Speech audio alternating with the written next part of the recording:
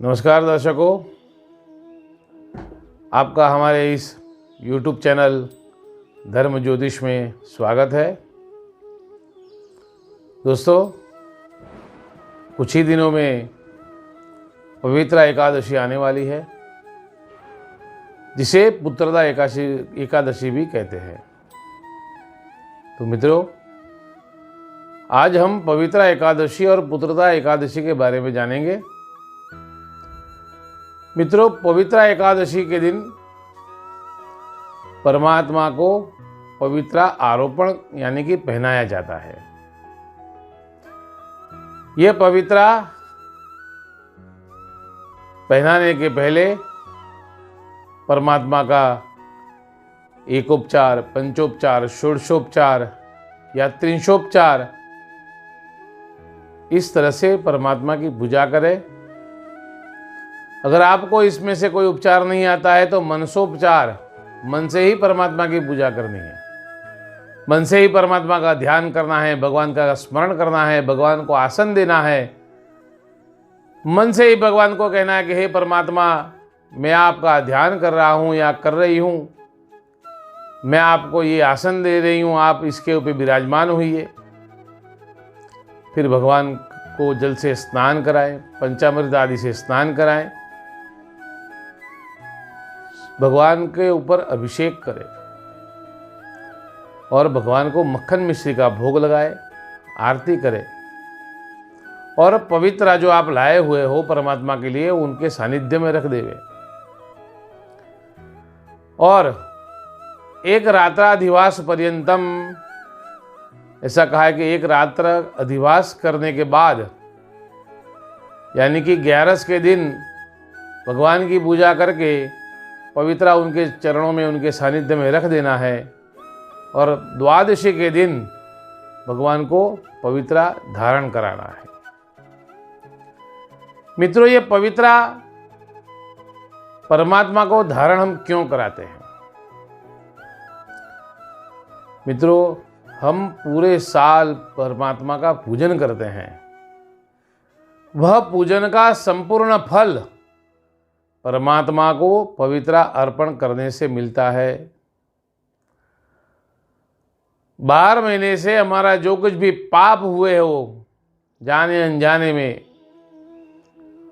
परमात्मा को पवित्र अर्पण करने से वह हमारे पाप निर्मूल हो जाते हैं और हम पवित्र हो जाते हैं। इसके लिए पवित्र एकादशी के दिन भगवान विष्णु को, महादेव जी को, गणेश जी को, दुर्गा मैया को, सभी देवों को पवित्र अर्पण की जाती है। और आज पुत्रदा एकादशी भी कहा जाता है, क्योंकि ये इतनी बड़ी एकादशी है कि वह जो दंपति संतान की इच्छा रखते हैं उनको संतान देने वाले भी यही एकादशी है।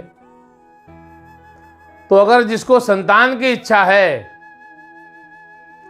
उस दंपति को उस दिन क्या करना चाहिए? उस दिन सुबह ब्रह्म मुहूर्त में उठकर दोनों पति पत्नी ने शुद्ध स्नान करके अच्छे वस्त्र पहनकर भगवान विष्णु की, नारायण की अनेक आदि उपचार से पूजा करनी है। अगर वैदिक कर्म आपको नहीं आता है तो आप अपने पंडित जी को भी बुलाकर परमात्मा की पूजा कर सकते हैं। परमात्मा की अनेकों उपचार के द्वारा पूजन अर्चन करने के बाद भगवान को मक्खन और मिश्री का नैवेद्य लगाना है। पूजन आरती पूर्ण होने के बाद वह भोग आप दोनों पति पत्नी को ले लेना है। उसके बाद आपको गौशाला में जाना है और वहां गौ माता को गुड़ और घी खिलाना है। और गौ मैया जहाँ पे विराजमान होते हैं, जहाँ बैठते हैं, उस जगह को आप झाड़ू लेके स्वच्छ कर दीजिए। गौ मैया की जो बैठने की जगह है, जहां वह विराजमान होती है, वह जगह शुद्ध कर दीजिए, पवित्र कर दीजिए। इससे गौ मैया बहुत ही प्रसन्न होती है और आपको पुत्र प्राप्ति का आशीर्वाद देती है। और उसके बाद दोनों पति पत्नी अपने आपको घर पे आना है। घर पे आने के बाद गोपाल सहस्त्र के पाठ कर सकते हो तो गोपाल सहस्त्र के पाठ करिए, या तो संतान गोपाल के दोनों पति पत्नी जप कर सकते हैं। वह जप इस तरह है: देवकी सुत गोविंदो वासुदेव जगतपते देहि मे तनयं कृष्ण त्वाम अहम शरणं गतः। इस श्लोक की आपको जितना हो सके ज़्यादा माला करनी है। यह श्लोक आपको हमारे डिस्क्रिप्शन में भी आपको मिल जाएगा, आप उसमें भी देखकर यह जप कर सकते हैं। और वह जप करने से भगवान नारायण विष्णु परमात्मा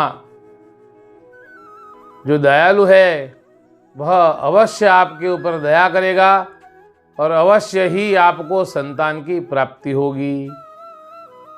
तो इसलिए दोस्तों, यह श्रेष्ठ उत्तम जो एकादशी है उसे करना मत भूलिए। एकादशी का व्रत अति पावन है, अति फलदायी रहता है। लेकिन हम एकादशी में क्या करते हैं? 11 के दिन 11 प्रकार के रस खा जाते हैं, तो इसे एकादशी तो नहीं कहते। 11 किसे कहते हैं, एकादशी किसे कहते हैं, किस तरह से करनी चाहिए? अपने शास्त्र में ऋषि मुनियों ने क्या कहा है कि सकृत पिबतु वारिणाम अशकृत तांबूल चर्वणा।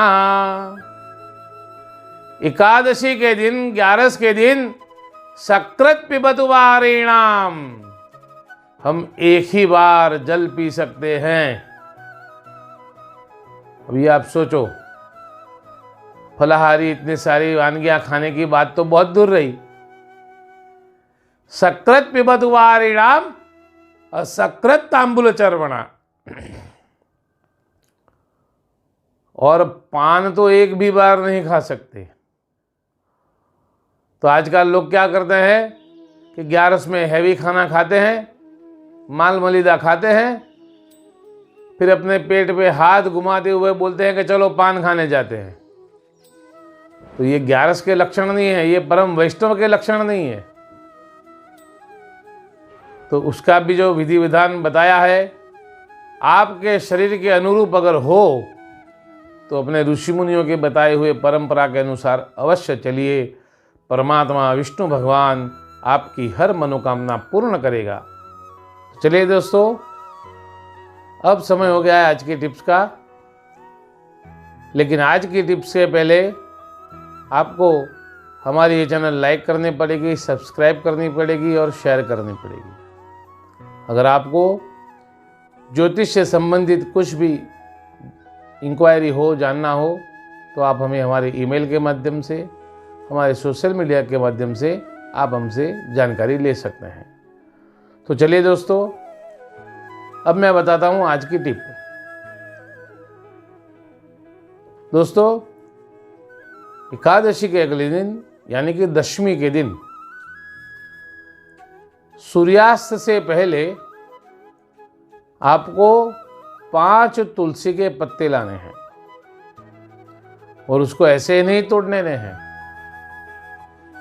सबसे पहले तुलसी मैया के समीप जाकर तुलसी मैया को हाथ जोड़कर वंदना करनी है कि हे माँ, मेरे परिवारजनों का, मेरे घर में कल्याण के लिए आपके पत्ते में ले रहा हूँ, तो आप हमें आशीर्वाद दीजिए।